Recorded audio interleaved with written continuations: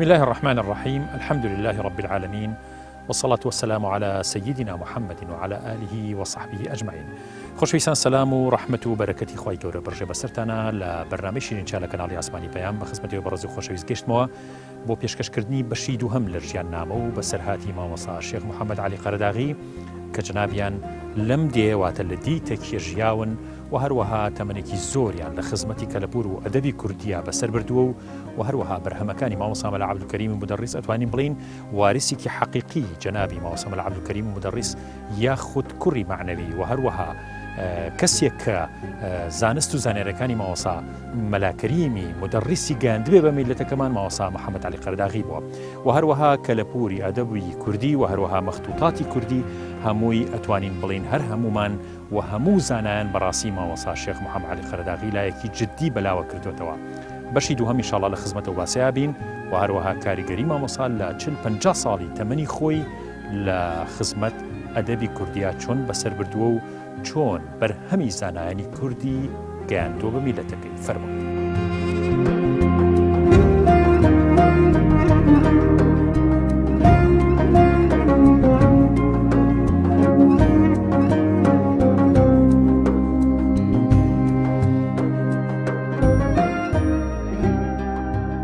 دوای شۆڕش جەنابتان کە ئەگەڕێنەوە بۆ بەخا دوای ئەوەی کە حیزبی بەعەس عەفوات دەرەکە ئەگیرێن مامۆستا بەسەرهاتێکی زیندان ئەگەر جەنابەت کاریگەربی پێی یاخود چەنێ لە زیندان ئەمانەوە چەنێ ناڕەحەت کران؟ وەڵڵاهی کاکە گیان زیندانی بەعەس تەبعەن بەعەس بوو بۆ ناوەی خۆیەوە کە هەیەتی و بۆ ناوەی خۆیەوە کە هەی بوو. من 9 مانگ لە زیندانە بووم و ئەو 9 مانگە سەختترین ئەشکەنجەم بینی لە دەستی بەعەس و سەختترین ڕۆژگاری ژیانم بوو کە تایە هین بووم و چەند جار گەشتومەتە لێواری مردن و لە تەنها خوا ئەوە بوو هێشتمیەوە نەمردم و ڕزگار بووم و لە پاشانیش درام بە محکەمەی سەرۆ لە محکەمەی سەورەشە ئەو کاتدانم کێ وتوت بوو حاکمی محکەمەی سەورە بوو ڕوبەڕووی وەستام و وتم چی لەگەڵ منە کراوە بە زۆر پێم کراوە و کۆمەڵێک یاعترافات و شتیان لەسەر کردبووم پیان پڕ کردبووم وتم هیچی اعترافی من نییە ئەمانە و هەمووی بە سزا پێم کراوە بە ئەشکەنجە پێم کراوە ئەوانە و ئیتر کە شێوەی ئەشکەنجە و سزاکانم بۆ جێڕایەوە ئەوانم بۆ جێڕایەوە کە بەسەرما هاتووە وەکو بڵێ قەناعەتی بە قسەکانم هەبووە چەند محامیشم بۆ گیرا بەڵام محامی هیچ قسەی نەکردو من خۆ باتی محامی قسەم کرد لەوێ و کە قسەکانم کرد وەکو نازانم بڵێم چی بکەن من 9 مانگ لە سجن نبووم 6 مانگ حکمیاندا هاتمە دەرەوە. بەڵێ مامۆستا قەت بیر نەکرێتەوە بیرۆرەکانی زیندان بنووسیت؟ وەڵڵاهی کاکە گیان بیرەوەریەکانی زیندان زۆرن و یەک شتیانم نووسی لە بەبارێکا بڵام کردەوە وابزانم بە ناوی پوکانەوەی شۆڕشێکی دی شتێکی نەختێ سیر بوو لەو کاتە کۆمەڵێک کوردی فەیلی لە بەغا بوون لە خۆیانەوە ئەوانیش خۆ بەسەر کە دی ویان شۆڕشی کورد نسکۆیەکی پێڵێن هین بووە و کە ئاوای بەسەر هاتووە و کورد ئاوا لاز بۆ وین بووە لە خۆیان و لە بەغا کەوتبوو نەجم و جوڵێکەوە لە جم و جوڵەکەیانە دەستیان کردو بە نەشرە بڵاوکردنەوە ئەوانە لە خۆیان وەشتیان ئەنووسی و ئەیان بر لە نەجەف و کەربەلا و لەو شوێنانە بڵاویان ئەکردەوە لە پاشان ئەم کۆمەڵە دەوری 11 کەس بوون لەناو ئەم 11 کەسایەکیان خۆی ئەمن بوو ئیتر وردە وردە هەموو شتەکانی بۆ هێن کردبوون و تاوەکو نەگەی بۆ ئەوەی کەواتر جێگەی مەترسی بن کەشفی کردبوون و جیران هەر 11کیان هێنان بۆ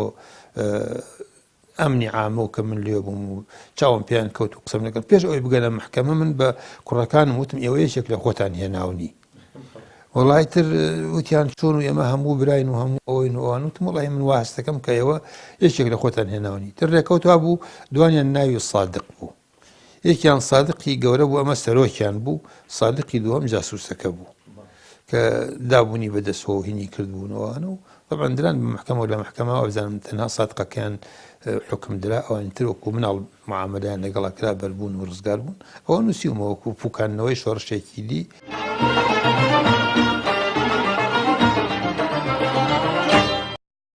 زۆر جار باسی ئەوەم کردووە کەمەگەر هەرخوا خۆی بزانێت چەند زانای خاوەن پلەپایی بەرز و زانیاری کە موێنەی ئەم گەلە بێنا سەریان نابێتەوە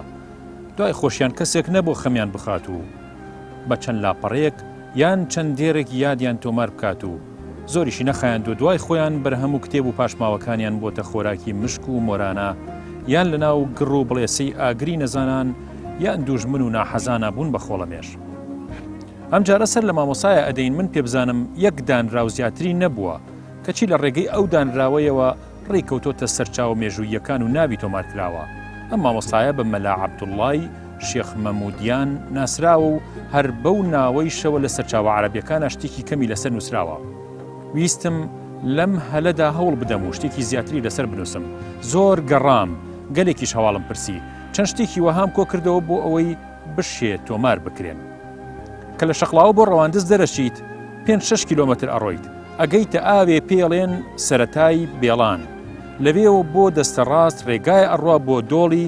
زینەتیر 2 کیلۆمەتر ئەڕۆیت ئەگەیتە دێیەک ئەم زاتە لەم دێ لەدایک بووە. ئەم دێ ناوی دێی شێخ مەحمودیان بووە دوایی ناوەکەی سوک کراوە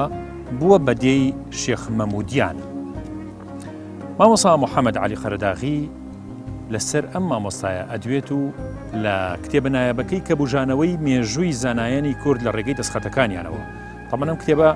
ژمارەیەک یاخو زنجیرە کتێبێکە کە ئەمە بەرگی دووهەمێتی. مامۆستا ئەفەرمێ مەلا عەبدوڵڵا ئەچێتە ئەستەمبول و بۆ لای سوڵتان بۆ ئەوە بەراتی بۆ ببڕێتەوە. سوڵتانیش حواڵەی لای شێخولئیسلامیەکە کە ئیمتیحانی بکە. شێخولئیسلام کتێبێکی پێ ئەدا ئەڵێ ئەم کتێبە بخوێنەرەوە و پاشان وەرە بۆم واتە بکە. مەلا عەبدوڵڵا کتێبەکە ئەبا شەوی یەکەم نازانێ بیخوێنێتەوە، شەوی دووهەم ئەزانێ بیخوێنێتەوە،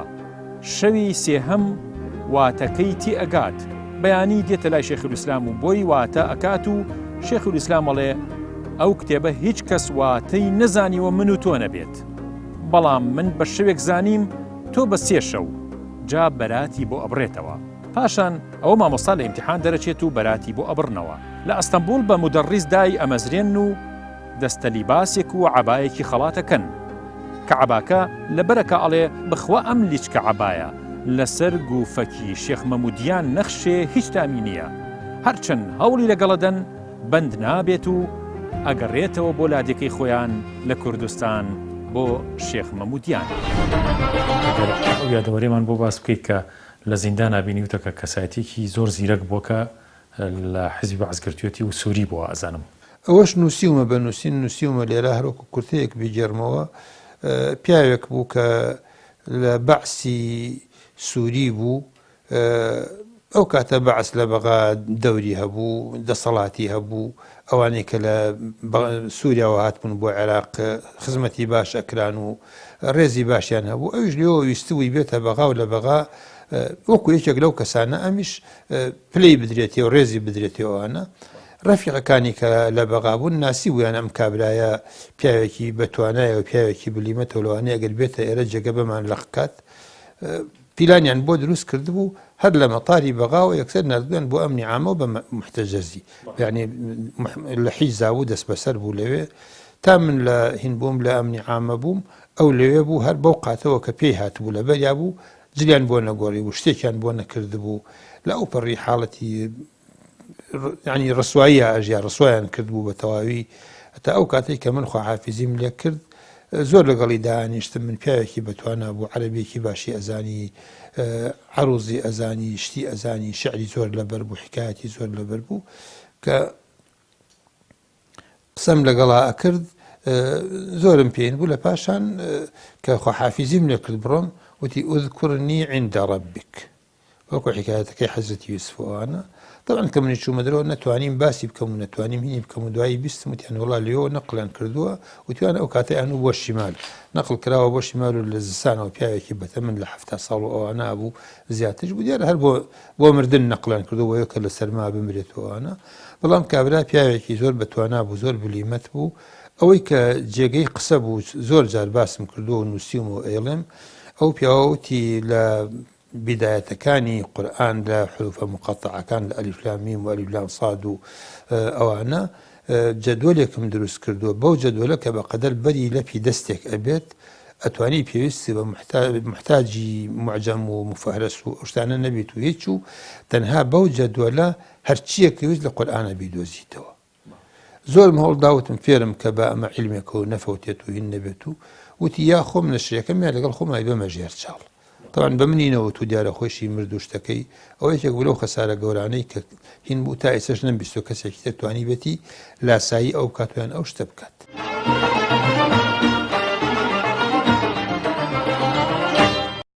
بەهۆی کتێب و نووسین و ئەو شتانە و ئەوانە نزیکی کردینەوە لە یەکتر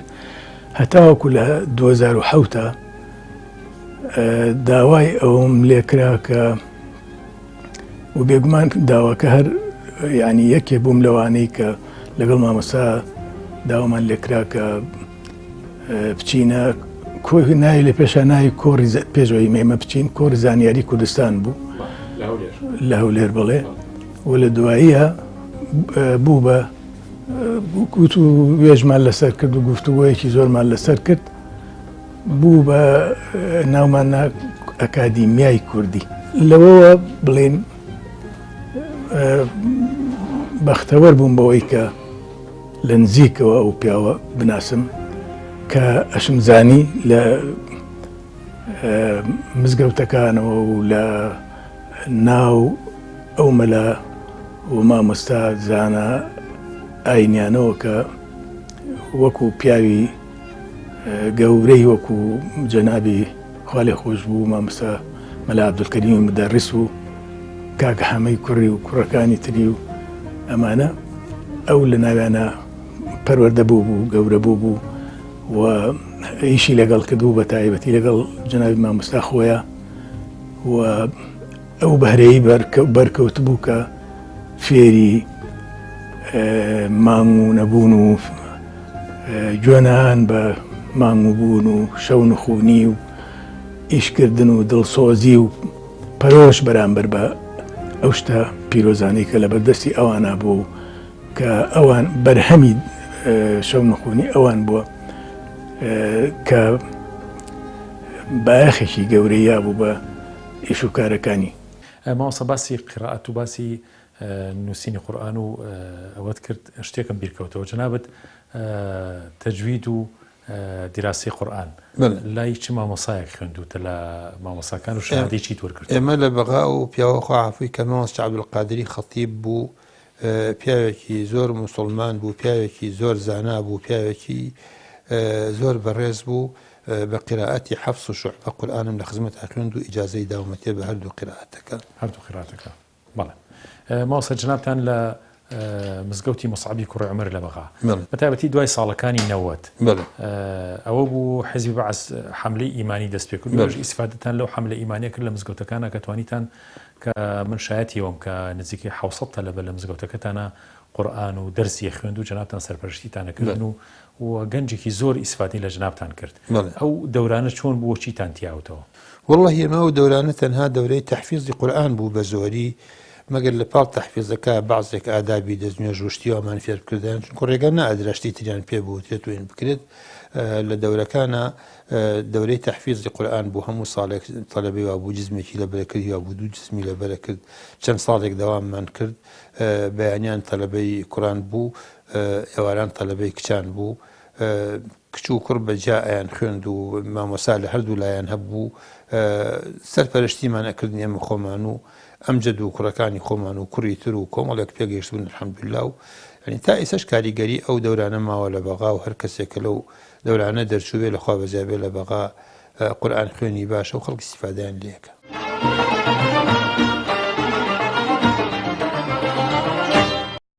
فەرائیزی ئوشنەوی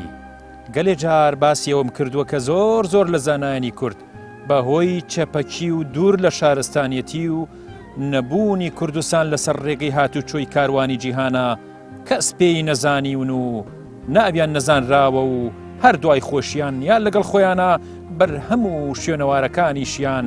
ئەسپەردەی خاک بوون و ئیتر بۆ هەمیشەی سەر لە خۆیان و بەرهەمیان نراوەتەوە.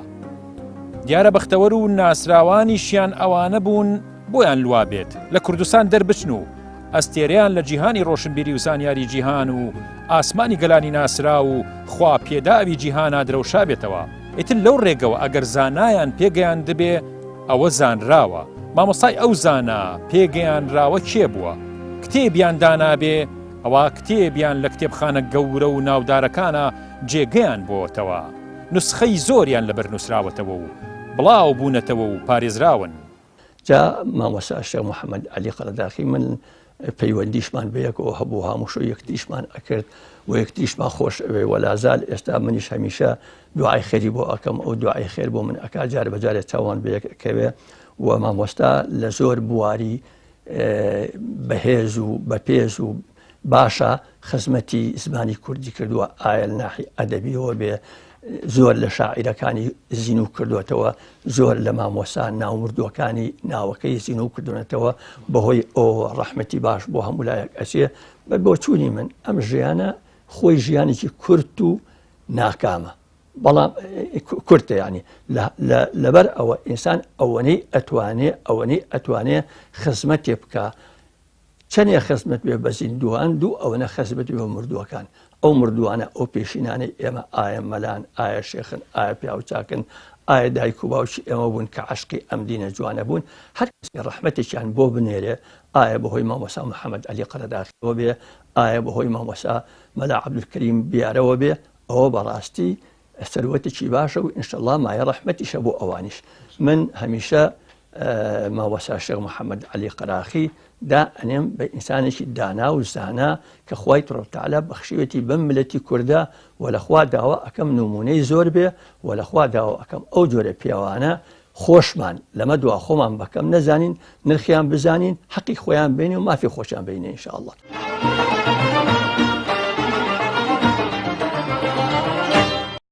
ماوەسا ئەگەر بینە سەر دەستخەت و جیهانی دەستخەت و مەختوتات لای مامۆستا محەممەد عەلی قەرەداغی جەنابتان سەرەتای ئەم ئیشە چۆن یعنی حەستان کرد بشنە ئەو جیهانەوە ئەو دنیا سەیری دەستخەتەوە لە کاتێکا کە لەو کاتیا ڕەنگە زۆر وەسائل زۆر کەم بوو بێت. وڵڵاهی کاکە دەستخەت ئەتوانم بڵێم بۆ بە بەشێک لە ژیانی من و کەی دەستان پێ کردەوە ئێستش بڵێم هەموو ژیانمی داگیر کردووە بەڵام کاتێککە من دەستم کردو بە دەستخەت لە کاتی اقتیران دەستخەت بوو کە من دەستم بکرد اقتیران نەیرین کە نووسیمەوە دەستخەتێک بوو دەستخەتی مامۆستا ڕەشیدبەگی بابان یەکەم بەرهەم بوو کەم نەوەکو کتێب بڵاوم کردەوە نووسیمەوە کتێبێکی دەستخەت بوو دەستم کرد بە نووسینەوەی لە پەنای ئەوە کتێبەکانی مامۆستا عەبدولکەریم کتێبی بەهار و گوڵزار و دوو ڕشتە و ئەو شتانەی مامۆستاشم ئەنووسیەوە دەستخەت بوون. لە پەنا ئەوات وردە وەکو بڵێ عشقی دەستخەت چووە دڵمەوە و چووە گیانمەوە. اقتیران چییە ماوەسا؟ ئەو کتێبە گە شەرحێکمان بۆ بکەیت اقتیران نەیرین تەرجەمەی موسلیم و بوخاریە کتێبی مامۆستا ڕەشیدبەگی بابانە لە ساڵی چلەکانە نووسیوێتی لە ئەستەموڵ بووە کاتێ لەوێ بووە نووسیوێتی و تەرجەمەی موسلیم و بوخاری کردووە بە کوردی لەوێەوە پارچە و بەش ئەو کتێبەی نردوتەوە بۆ سلێمانی بە بەریدی ئەو سەردەما قەدەری خواوە بۆ وتر معجزەی حەدیسی پێغەمبەر صلی الله علیه وسلم معجزەی قورئانە معجزەی چی باسەکەی پەڕەیەک لەو کتێبە نەفەوتەوە هاتووەوە بۆ سلێمانی هەمووی بە چەند جار بە بەری نردوتی بۆ لای مامۆستا حوسێنی پیسکەنی کتێبەکە لەوێ پارێزرا بوو تاوەکوونێ ئەو کاتەی کە من چوومە بەقاو مامۆستا عەبدولکەریم خوا عەفوی کا فەرمی ئەم ئیشە هەیە و بیکە و منش عەزم کرد مامۆستا من تەلەبەم و لە کولیام و ئەمیشە ئیشێکی گەورەیە و بە من ناکرێت و فەرمی تۆ هەر بەرگێکی بکە ئەوکانی تری بزانین چۆن بێ ئەو کاتە حاجی عەبدولقادری جەبار خوا عەفوی کا پیاوێکی خێرەمەند بوو دەوڵەمەند بوو ئەو ئەرکی چاپکردنی کتێبەکەی گرتە ئەستۆ منیش دەستم کرد بە نووسینەوەی بەرگی یەکم نووسیەوە بۆ بەرگی دووهەم ئیتر ئەوە بوو کە شۆڕشی بەسەرا هاتمەوە بۆ هەڵەبجە لە هەڵەبجە بەرگی دووهەمم نووسیەوە لە ناو لە کاتی شۆڕشا بەرگی دووهەمم نووسیەوە و ترکە گەڕاشینەوە وردە لەگەڵ یا ڕۆشتم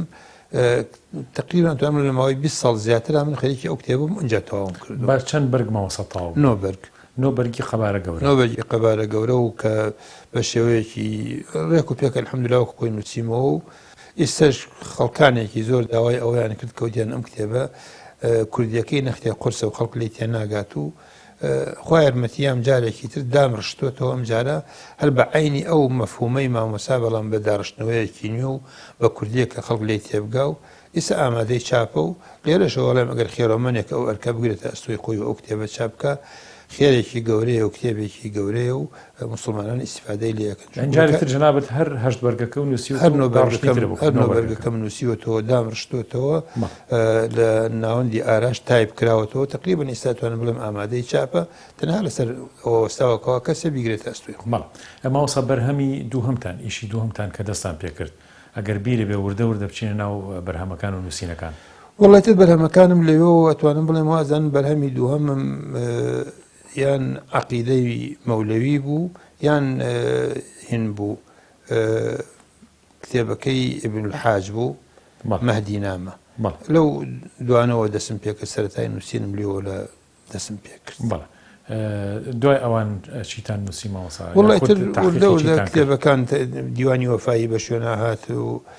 دیوانی جەفایی بە شوێنە هات و ڕەنجوری بە شوێنە هات و کۆمەڵە کتێبی تر و لە پاشان تاوەکوێ وردە و دەشتەکان بەرەی سند کەوت مەسەر ئەوەی هات مەسەر بژانەوەی مێژووی زانایانی کورد کە پرۆژەیەکە نزیکی نۆبەرگی دەرچۆی سەبەرگی لە هەمی لە ژێر چاپایە و ئەگەر خۆی یارمەتی باوە تەمەن ببەرێ بەرگەکانی تریشی هەیە ینی بە تەمان بەرگی تریشی بنووسمانی ماوەسا ئەم سیلسیلەیە ئەم زنجیرەی بژانەوە ئەگەر باسێکی ئەو کتێبمان بۆ بکەیت ئەو زنجیرەیەکی زۆر پڕبەهایە بەڕاستی مجموعەیە کتێبی زۆر ئەوزم هەشت بەرگە تایسە نوێی چاپ ژیانی شاعیرەکان و بەسەرهات و شعرەکانێتی کە جنابەت دەستکەوتۆ لە دەستخەتەکان ئەم کتێبە جیاوازی هەیە لەگەڵ کتێبەکانی ترا لەگەڵ نووسراوەکانی ترا لە شتێکە من ئەوەی کەوا ئەو کاتە ڕێگەم کەوتە دارسەدام لە مەخطوطات و لەوێ ئیشم کرد لەو دەستگایە شوێنەواری زانایانی کوردی زۆر تیا بوو ئەو شوێنەوارانە کە لەوێیان هی هەموو ناوچەکانی کوردستانە بەشێکی زۆر کتێبی تایە لەوێ ئەو کتێبانە شتیان زۆر تایە لەسەر زانایانی کورد لەسەر شاعیرانی کورد لەسەر عالمانی کورد کە لە شوێنانی تر باس نەکراون. من لەو کتێبە ڕێبازەکەم توانم بڵێم دوو خاڵەیان دوو شتێک گرتومە یەکەم بە شوێن ئەوانە گەڕاوم کە تا ئێستا بڵاو نەکراونەتەوە ئەوانم بڵاو کردوتەوە. دووهەم مەسەلا لەسەر شاعیرێکیان لەسەر زانایە کشتی لەسەر نووسراوە پێشتر و منشتی زیادەم دۆزیوەتەوە لێو خستومەتە سەر ژیانی ینی ئەوەی کە لەو کتێبایە توانم بڵم بەشی زۆری یان بەشی هەرە زۆری شتێکە کە پێشتر نەوتراوە نەنووسراوە لە سەرچاوەکانی ترانیە من لەو سەرچاوی دەرمەختاتەوە وەرم گرتو.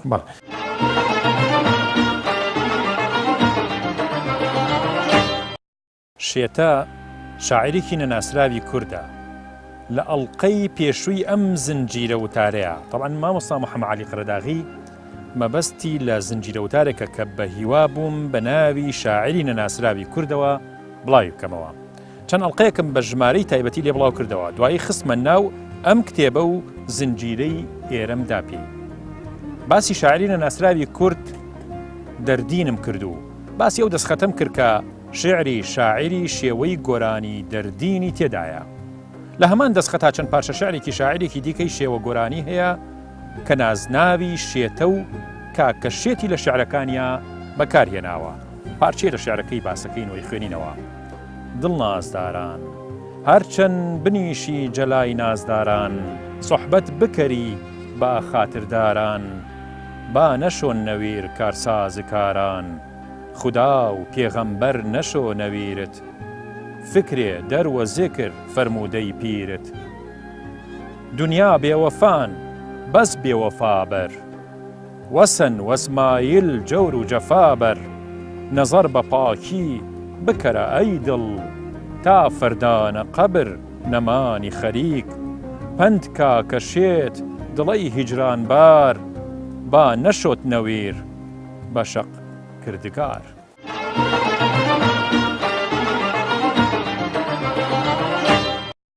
ماوەسا دارسەدام لە مەختوطات خۆی بۆ خۆی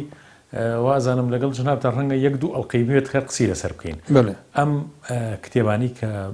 براوەتە دارمەختوطات چی بووە چی بەسەر هات و جەنابەت چۆن ئیشتیا کرد لەو دارمەختوطاتە ئایا دەستخەتی کورد دەستخەتی زانایان دەستخەتی وڵاتانی تر شتی زۆر لێبوو؟ ئەو دەستگایەکە کە کاتی خۆی من ناوم ناوە ئەنفالێکی تر بۆ شوێنەواری زانایانی کورد. سەدام بڕیارێکی دەرکرد بۆ ئەو کاتەکەوە دەستخەت کۆ بکرێتەوە. لە هەمان کاتە لە سلێمانی شوێنێک هەبوو کە دەستخەتی ئەکری بە سەرۆکایەتی مەمەسای خاڵخوا عەفویکە. بایەخیان بەمەی ئێرە نەدابوو کە ڕێگەی بدەن بە مەسای خاڵ و پارەی بدەنی و ئەو کتێبانە بکرێ ئەو کتێبانە هەموو وەرە ڕووی بەغا بوو کەسانێک پیا بوو بوون لێرە لە سلێمانیا و لە شوێنانی ترە ئەگەڕان دێ بەدێ ماڵ بە ماڵ شار بە شار لە هەر شوێنێکا دەستخەتیان دەست بکەوتایەت بەکڕین وایە بە هەدیە وایە بە هەر شێوەیەک وایە ئەیان برد و ئەیان برد بۆ دارسەدام لە مەخطوطات دارسەدام پارەی زۆریە بە خەڵک بوو نەوەڵڵا پارەکات لە چاو ئێرا شتێکەوە بوو تا خەڵکەکەوەکو بڵێ زەلامی بوو 50 مەخطەی کۆ کردەوە 100 مەخطەی کۆ کردەوە ئەگەر مەخطەی بە دوو دینار سێ دیناریش بفرۆشتایە بۆ ئەو زۆر بوو بۆ ئەو سەردەمە زۆر بوو پارەی ئەو کاتە زۆر بوو یعنی لەوێ وای لێ هات کە ئەتوانم بڵێم ئێستا نزیکی 45,000 دەستخەت لەو هینا هەیە دەستگایە هەیە 45,000 کورد 45 ناتوانانی بڵی هەمووی هی کوردە بەڵام 45,000 تایە بەشی زۆری هی کوردە جەنابە زۆریانە بینیوە ماوەسا لەو هەمویانم بینیوە من یەک بە یەک هەمویانم بینیوە نەتەتوانی کۆپی بکەی سنساخی بکەی هەڵی بگری لای خۆت نەخێر کۆپیکردن ئاسان نەبوو کۆپیکردنی 40,000 دەستخەت و یان 10,000 یان 1000 ئەو کاتە پارە نەبوو وەکو ئێستا نەبوو ئستینساخ وەکو ئێستا نەبوو ئەبایەت کتێبەکە بردایە لە دەرەوە ئستینساخت بکردایەت تۆش کەس یارمەتی دەرە نەبوو لەوە نەبوو تەنها ئەوە بوو کە وەکو بۆ مێژوو بیڵێم جنابی شەمحەمەی شەعبولکەریم کە لەگەڵمانە بوو لە ئاهاتە دارسەدام لە مەخطوطات تقریبان گەلێ ڕۆژ ئاهاتە ئەوێ و لەوێ هینی ئەکرد بەناو کتێبەکان ئەگەڕایتر بە مەبەستی خۆی بۆچی ئەگەڕا منیش ئەمزانی کە حەزی لە شتێک بێ پێمەوت ئەمە ئەم کتێبە بۆ تۆ باشە ئەو کتێبە بۆ تۆ باشە کە ئەوانم پێ ئەوت خوا هەڵ ناگرێ ئەویش کۆمەڵێک دەستخەتی بۆ من ئستینساخ کە جیهازی ئستینساخی هەبوو لە ماڵەوە ئیتر من نەئەکرا بۆ هەموو شتێ پێ بڵێم بۆ هەموو شتێک ڕووی لێ بنێم بەڵام ئەو دەستخەتانەی کەوا بە کەڵکی ئەوە هاتوو بە کەڵکی منیش هات هەموو دوو نسخەم بۆ بکرا نسخەیەک بۆ خۆی و نسخەیەک بۆ خۆم ینی ڕەنگە بڵێم 10-15 دەستخەتی باشم لە ڕێگەی ئەو کاتە ئستینساخ کردو و کە ینی شتەکە بۆ ئەو ئەگرێتەوە ماوەسا ئەگەر بێتەوە بیرت ینی بۆ بێ بە خەفەتێکی گەورە بووە چ دەستخەتێک لەوێ زۆر نایاب بووە زۆر نادیر بووە بینیوتە و بەڵام نەتانتوانیوە شتێکی بۆ بکەن واللهی کاکە زۆر زۆرە ئەو دەستخەتانی کە لەوێ بوون و کە من نەمتوانیوە هیچیان بۆ بکەم ینی 1 و 2 نییە 10 و 15 نییە ئەتوانم بڵێم بەدایان و سەدان دەستخەت هەیە لەو شوێنە کە هەریەکیان ئیمڕۆ بە نیسبەت کوردەوە بۆ تاریخی کورد و بۆ مێژووی زانای کورد بە ئاڵتون هەڵی کێشی کەمە ئەو کاتە من تەنها ئەوەنم بۆ کراوە کە لە بژانەوەی مێژووە شتێکم لەسەر نووسی و باسم کردو و بایەخەکانیم باس کردووە طبعا لە بژانەوەی مێژووە من وازانم باسی نزیکی 400-500 دەستخەتم کردو هەر یەکێک لەوانەیە جێگەی بایەخ بۆ ئینجا باسم کردوون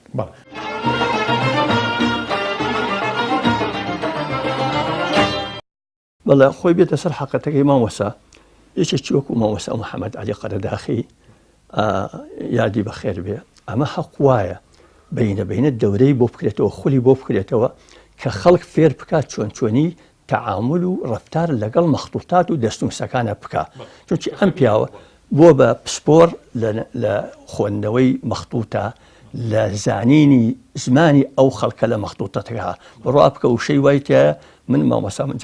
جارە بەجارێک باسی شتێکمان ئەکە بەیەکەوە یعنی وشای هەر نەمەزانی بیخوێنمەوە ملاحظە ئەفەرمی وشەی وای تا بوو بۆ یەکەم جارە ئەبیست نەک معنای بزانم بەڵام ئەم پیاوە ئەمەنە خەریک بووە ئەمەنە حتا لەو بیر و بۆ چوونام ئەو پیاوە چاوی دیدەی خۆی کردووە بە قوربانی نەتەوەکەی لەو پێناوە گەلێ جار چاوی تووشی کێشە بوو بەڵام ئەلحەمدولیلا ئێستا چاوی کێشەی نەماوە ئەوەش لە فەضلی خواوەیە جا من لەو بیر و بۆ چوونم مامۆستا محەممەد عەلی یەکێک لەو کارە باشانەی کە کردوێتی گرنگیدانە بە مەخطوط و بە دەستنووسە کوردیەکان خۆزگا بە خۆزگایی خوا ئەو مەخطوطانەی کە لە کوردستانە هەن بە شێوەیە گشتی لە شوێنێکی باش کۆ بکرانێتەوە و مامۆستا مەلا شێخ محەممەد عەلی قەرەداخی بیتوانایە خولێک یعنی بڵێن دەورەیەکی 6 حەومانی بکاتەوە بۆ چۆنی بخوێنرەوە چۆنی نرخیان بزانرێ و حتا تەقیمی قیمەتەکەشیان بکە چونکی بەڕاستی ماوەسا ملت کە پێشینی نەبوو پاشینەشی نییە ماسەوە ئەزام جنابشتان شتێکتان کردو کە خزمەتێکی گەورەیەوە ئەزامی جنابتانە کە ئەویش تەرقیمی ئەو دەستخەتانی کە لەو شوێنەیە هەبوو یا خودت تەرقیمێکتان هەیە بۆ کۆمەڵی دەستخەتی کورد کە ئەوانە نەفەوتێت لەو شوێنە دەستخەت من دوو کارم کردو کارێکیان بۆ ئەوانم کردووە طبعا کەسێک نەبوو لێ فارسی بزانێت کەسێک نەبوو لەوێ کوردی بزانێت من فێرستم بۆ مەخطوطی فارسی و کوردی کردو لەوێ ئەندیکسی هەیە لە ئەندیکسنەکانە لەوێ فێرستەکانم کردووە و پارێزراون لەوێ بەشێکی تریش بۆ خۆمم کردووە ئەو بەشەی کە بۆ خۆمم کردووە ئەوە بوو دوو بەرگی دەرچوو بە ناوی کتێبی کنوز الکورد في دار المخطوطات العراقية ئەو بەشە ئەوانەیە کەوا من لەو کاتی خۆی لەو دەستگایە لەو شوێنە دیو من کتێبەکان کە هەموو هی زانای کورد و هەموو شتی بەبایەخن تەرقیمم کردوون و هینم کردوون و دوو بەرگی لێ دەرچوو و بەرگی تریشم بەدەستەوە ئینشاڵڵا گەر خۆی یارمەتی بدات و کاریان بۆ بکەم و لێرە ئەوەندە ئەڵێم ئێمەی کورد لە مێژوومان شێوێنراوە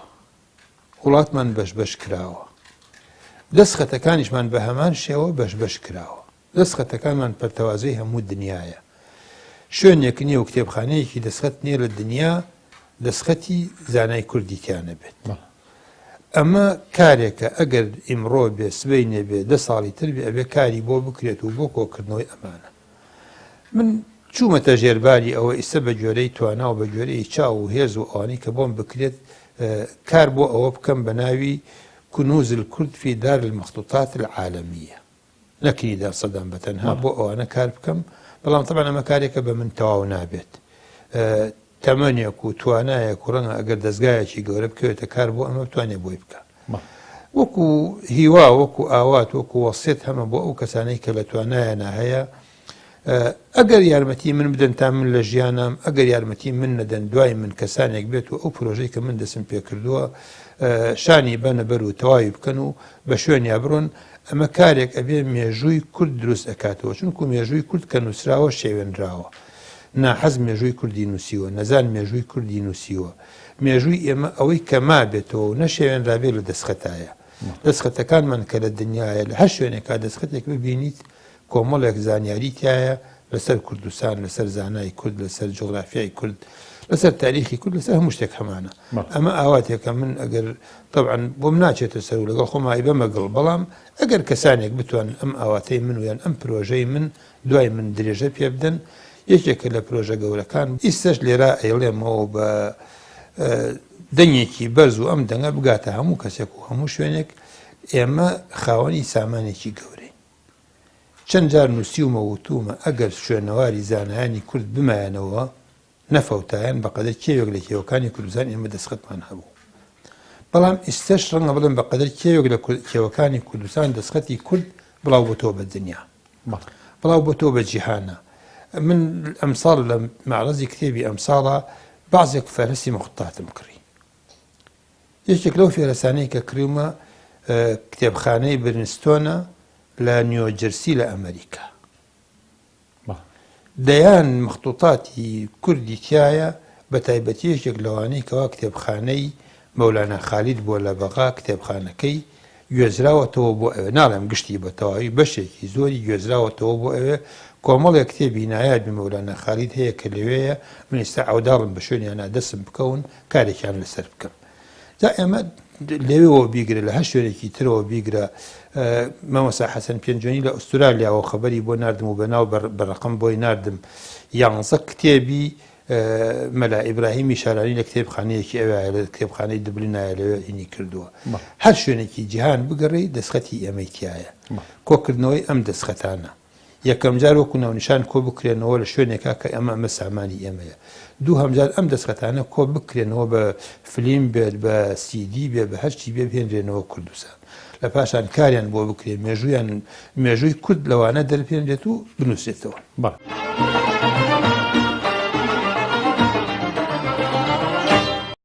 مامۆستا مەلا ڕەشید بەگی بابان پێش شەڕی جیهانی یەکەم چووە بۆ ئەستەمبوڵ و هۆی چوونەکەشی ئەوە بووە کە بکرێ بە قازی لە سلێمانی بەڵام لەو کاتەیە کە ئەم چۆتە ئەوێ شەڕی جیهانی هەڵگیرساوە و ئەمیش کراوە بە ئەفسەر واتە زابتی ئیحتیاطی بەشی عاشا پاش کۆتایی هاتنی شەڕ لە شاری ئەتەنا کراوە بە حاکیم و تا ساڵی 1934 زاینی کە بەرامبەرە بە 1353 کۆچی لەسەر و کارە ماوەتەوە و لەو ساڵەیە خانەنشین کراوە پاش خانەنشینکردنی چۆتە شاری بۆرسە و ماوەیەکیش لەوێ واعظی مزگەوتی ئەمیر سوڵتانی بوخاری بووە دوای ئەوەی ماوەیەک لەسەر ئەم شوێن و کارە دەوامی کردووە گەڕاوەتەوە بۆ ئەستەمبوڵ و بۆ بە واعظی مزگەوتی لالەلی، ئەمەیش ناونیشانی تورکیای بووە. ئەستەمبوڵ، لالەلی، ئاقسەرای جادەسی، نمرە 27 خانەدا، حاکمی متەقاعد ڕەشید بەگی بابان.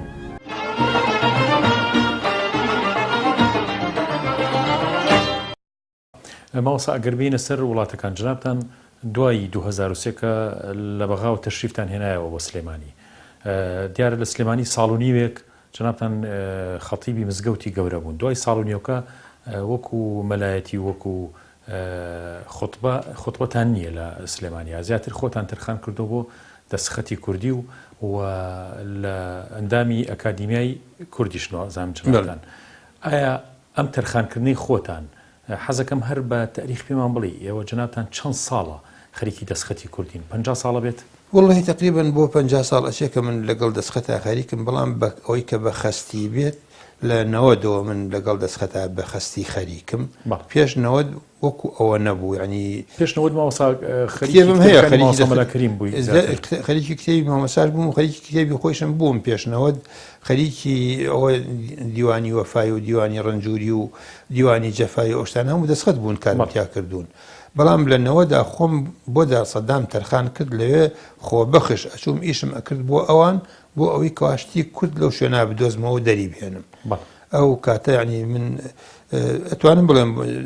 زیاد لە 40 ساڵە خەریکم لەگەڵ دەستخەتە. بەڵێ ماوەسا لە دەستخەتەکان کە کاتی هاتنەوە کوردستان، جنابتان سەر بە وەکو خۆتان سەردانی چەند وڵاتێکتان کردو، لەوانە تورکیا، لەوانە ئێران. حەزەکەم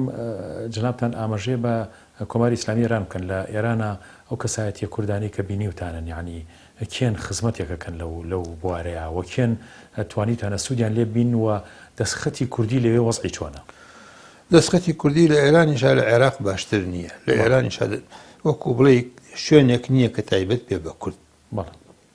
دەستخەتخانەیەک نییە تایبەت پێ بە کورد و شوێنەواری کوردی تیا پارێزرا بێت. دەستخەتی زانایانی کورد لە ئێرانە پەرتەوازەیە لە کتێبخانەکانی جامیعەی تاران و لە کتێبخانەکانی قوم و مەشهەد و ئەوانە بڵاو بۆتەوە لەوێ. ئێستا ئێران فێرستێکیان دروست کردو بۆ فێرستی مەختا بناوی فێرستەکان، وابزانم نزیکی 40 جەڵتە فێرستی هەموو مەخطاتی ئێرانی تایە، ئەوەی کەوا فێرست کراوە لەوێ ئەگەڕی ئەوسا ئەزانی کەوا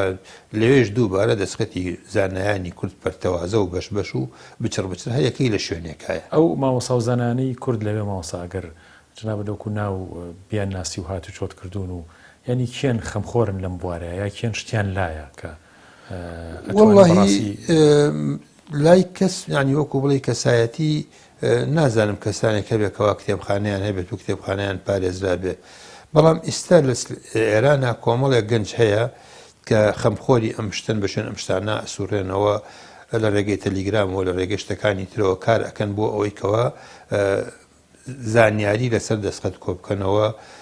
زانیاری لەسەر مامۆسایان کۆبکەنەوە، کاری باش ئەکەن و لەناو مەلاکانیشە تەبعاً مامۆسایانی ئێران لە مزگەوتەکانە تا ئێستا گەلێ شوێن هەیە حوجرەی ماوە مزگەوتی ماوە. ئێران وەکو ئێمەی بەسەرا نەهاتووە دێهاتەکانی وەکو ئێمە ئەنفال نەکراوە، وێران نەکراوە، زۆر دیان هەیە کەوا دەستخەتی تیاماوە لە شوێنێکی وەکو سنات ڕەنگە بڵم لە دەیان سەدان ماڵاکەوە دەستخەتە بێت و ما بێت تا ئێستا پارێزرا بێت و هەندێکی خەڵک پێزانێ هەندێکی خەڵک پێی نازانێ بەو شێوەیە حاڵی دەستخەت. شتێکم بیرکەوتەوە لە باسیەوەی کە لادەکانی ئێران ماوەتەوە کوردستان ئێران، جنابەت کە چویتەتە ئەوێ سەردانی لادەکانی کردووە شوێنێکە کردووە لەگەڵ وەزعی یەری خۆمانەوە، ئەزانم نووسینش لەم بوارەیە هەیە جنابتان، نووسینە زۆر لەم بوارەیە کە وەزعی زمانی کوردی لە لادەکانی ئێمەیە کە گەنجینەی فێربوونی زمان و ڕێزمانی کوردی طبعا لادەکانی یا وشەی کوردی، ئایا بە هەمان شێوە لە لادەکانی ئێرانە وشە کوردیەکان ماون ماوەسا ئەگەر باسێکی ئەو مەسەلەی؟ واللهی ئەوە طبعا من بەوردی نەگەڕاوم بە دێهاتی ئێرانە، بەڵام ئێران بۆ ئێمە لەو ڕۆژەوە ئەوان باشترن لە ئێمە، ئەو دێهاتانەی کە هەردێک بە گوێرەی خۆی و بە گوێرەی زاراوەی خۆی وەکو مکریان بێ وەکو دەوری لوڕ بێ وەکو فەیلی بێ وەکو هەرچی بێت ئەوان تەمەن دێهاتەکانیان ماوە و لەگەڵ فارسیات تێکڵاوە فارسی و کوردی وەکو ئامۆزا و پورزاوان ئامۆزا و خاڵۆزاوان و نزیکن لە یەکەوە و کاریگەری فارسی بەسەر کوردیەوە کاریگەریەکی خراپ نییە. ئێمە کە لێرە لە عێراقا کاریگەری عەرەبی بەسەر کوردیەوە هەبووە ئەوە نەختێشتەکەی قرس کردووە، بەڵام ئەوەی کە نووسەری ئێرانە پیاوێک لە ئێرانە نووسەر بێت و دەستکا بە نووسینی کوردی پاش ماوەیەکی کەم ئەو زیاتر پێشەکەوێت تاوەکوونی کەسێ لە عێراقا فێر ببێت. نووسینی ئەوێ و زمانی ئەوێ ئەتوانم بڵێم بە تایبەتی دەوری مکریان و بانە و مەهاباد و ئەو شوێنانە زمانی ئەوان پاراوترە لە هی ئێمە. مامۆستا شێعەلی وەکو کورد دەڵێ سەفەر و مەعامەلە سەنگی مەحەکە لەگەڵ جەنابی مامۆستا سەفەر و مەعامەلەمان لەو کاتەوە هەیە دەوا بۆ 12 ساڵە چێ لە ئەکادیمیا بەیەکەوە و ڕۆژ بە ڕۆژ زیاتر ئینسان لە چاکەکانی لە پاچی لە دڵسۆزی لە ڕاستگۆیی لە سەریحی و بەرگریکردن لە حەق و لە ئەو شتانەی کە چاکەی میلەتەکەی تایە ئەو کارانەی کە بە پێچەوانەشەوە کە دژی بەرگریکردن و بەگژا چوونەوەی ئەو شتانەی کە زەرەر لە ئەو بارانەیان کە ئەو ئێمەمانان و ئەو خەڵکە باشانەی کە بەتەنگ ئێستا ڕابردوو ئێستا و ئایندەی ئەو نەتەوەیەوەن اینجا ئینسان ڕۆژ بە ڕۆژ وەکوتم زیاتر تێگات و ئەزانێکە ئەو کاروبارەکانی چۆنەکە و ئەو بەرهەمانە چۆن بە دڵسۆزیەوە و بە پەرۆشەوە بە دەور و پشتیان ئاەت و ڕێکیانەخا و بە زۆر ئینسان وەکوتم شتی لێ فێرە بێ بەڕاستی و فێری ڕازگۆیی ئەبێ فێری نەترسان و بوێری ئەبێ و پیاوێکە کە جێی شانازیە. فەرهەنگی کوردی تا ئێستا نەنووسراوەتەوە بە شێوەیەکی ڕسمی بڵێکەوە کەسانێک دەستگایە هەڵسابێت و فەرهەنگێکی گەورەی کوردی نووسی بێتەوە. ئەو کەسانی کە فەرهەنگیان نووسێتەوە وەکو مامۆسای خاڵ وەکو مامۆستا زەویحی وەکو مامۆستا هەژار وەکو ئەمانە هەر کەس بۆ خۆی کردوێتی. کۆمەڵێ فەرهەنگی باشمان هەیە لەو بوارانە، بەڵام ئەم فەرهەنگانە گشتیان نابن بەوەی کەوا بڵێ فەرهەنگێکی گەورەی زمانی کوردی نووسراوە. ئێستش لەو دیوە لە کوردستانی ئەو دیوە من ئاگادارم چەند کەسێکن کەوا خەریکی نووسینی فەرهەنگ و فەرهەنگی باشیان نووسیوە و بەڵام ئێمە ئەبێ لە دووشتە سەرچاوەمان دووشتە یەکەم لە ڕێگەی وشەکانی ناو خەڵکەوە ئەوەی کە بەدەست خەڵکەوە و بەدەم خەڵکەوەی و جوتیار و وەرزێر و شوان و ئەوانە چی وشەیەکی ڕەسەنی کوردیان هەیە ئەوانە کۆ بکرێتەوە. خاڵی دووەم ئەو کتێبانەی کە نووسراون بە زمانی کوردی و لە هەر شوێنەکانان نووسراون دیوانی شاعران بێت وەکو تەمەشاکەی هەمبانە بۆرینەیە وەکو ئەو کتێبانەیە کە هین کراون لەویا وشەی کوردی زۆر هەیە، زاراوەی کوردی زۆر هەیە، ئەبێ لێەوە سەرچاوە دەست پێ بکەن و سەرچاوەکانمان ئەوە بێ بۆ نووسینی فەرهەنگی کوردی. ماوسە لە ئەم تەمەنە زۆری جەنابەت کە 40-50 ساڵە لە ناو دەستخەت و لە ناو نووسین و لە ناو تحقیق و ئەمانەیت بیرەوەری زۆر زۆر هەیە، بەس بیرۆریەکی زۆر خۆش کە ئەگەر لە بیرێ بێ بیرەوەریەکی خۆش لابێت کە بیگەرتەوە بۆمان. وڵڵاهی بیرەوەری زۆر و من ئەو کە لەو کاتەوە کە تا ئێستا ئیشەکەم گەلێ جار بووە گەلێک کەسی دڵسۆز بووە لە شوێنەکانێتتر ناڵم لە کەرکوو کالێرا لە شوێنانی ترا کە من لە بەقا ئەو کاتە زیاتر لە هاوکاریە ئەم نووسی لە ڕەنگینە ئەم نووسی ڕەنگین و هاوکاری ئەوانەی بڵاو ئەبوونەوە بە کوردستانە و خەڵک خوێندنەوە کەسانێک بۆ کە منی نەدیوە لە ڕێگەی ئەو خوێندنەوەی ئەو بابەتانەوە کە من نووسیومە دڵسۆزی خۆی بۆ من دەربریوە کتێبی بۆ نردوم دەستخەتی بۆ نردوم لەوانەشتی زۆر نایابیان بۆ نردوم ماڵیان ئاوا بێت.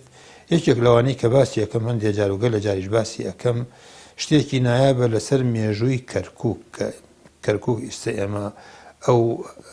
حەولەی بۆ ئەدرێەوە ئەو هینەی بۆ ئەکرێت 315 ساڵ پێش ئێستا مفتی کەرکووک کورد بووە. خاوەنی مەکتەبەیەکی گەورە بۆ مەلا حەمزەی سوورچیان مەلا حەمزەی سۆرانی لەویا بۆ مەلا حەمزە خاوەنی گەورەترین کتێبخانەی دەستخەت بووە. ئەم پیاوە مفتی کەرکووک بووە، دیوانی شعری هەبووە، دیوانی شعری خۆی و کوڕەکانیشی دوای خۆی و ئەم دەستخەتە کەوتبووە دەست کاک شێخستاری بەرزنجی خوا شیفای بە کە تۆزێک ناساغا کاک شێخستار بێ ئەوەی بزانین ئەم دەستخەتە چیتیایە و چیتیان نییە ناردی بۆ من. کە ناردی بۆ منیش تەماشام کرد ئەمە گەنجینەیەکە و شتێکی هینەوە بەبایەخەوە ئەوانە ئەمە یەکێکە لەو بیرەوەریانە. بیرەوەریەکی ترم کە بیرەوەریەکی لەوە سەرنجڕاکێشترە ئەتوانین بڵێ وەکو داستانێک وەکو حیکایەتێکە لە هەفتاکانی سەدەی پێشووە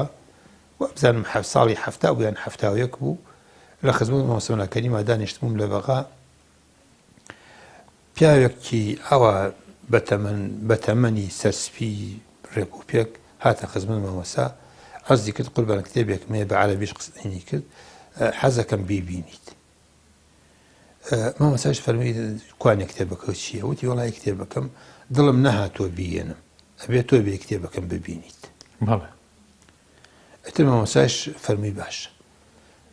تر هەوەکو لوتفی خۆی فەرمی عەلی هەڵسەبا بڕۆین لە خزمەتی هەڵسام و ڕۆشتین کەوتی نەڕێ بە سیارەی خۆی بردینی بۆ ساحەی ئەمین. ئەو عیمارەیەک لەوەیە کە ئەوساپیانەوە عیمارەی ئەمین و چەشە نەدەن بۆی پێڵێن ئەو دکتۆر ئیبراهیم تاهای تیا بوو چەند کەسێکی تیا بوو مەکتەبی ئەویش لەوێ بوو. ئەم پیاوە خۆی محامی و مەکتەبەکەی لەوێ بوو کتێبەکەی دەرهێنا کتێبەکە پیشانتان نەدەم کە ئێستا نوسخەم لەلای دوای حکایەتەکە بۆتە جەرمەوە کتێبێکی لە قاسەکەی دەرهێنا وتی بە مامۆستا وتی ئەمە کتێبەکەی مامۆستا کە تەماشای کرد فەرمووی وەڵی ئەم کتێبە ئەوەنە جوانە حەقایە وەکو خۆی بە ئۆفسێت چاپ بکرێت.